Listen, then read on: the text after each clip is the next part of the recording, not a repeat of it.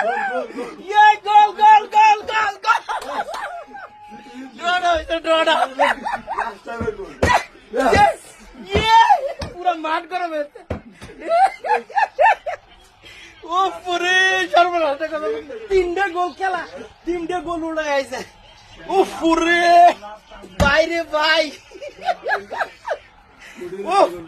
দারুন দারুন খেলা এলা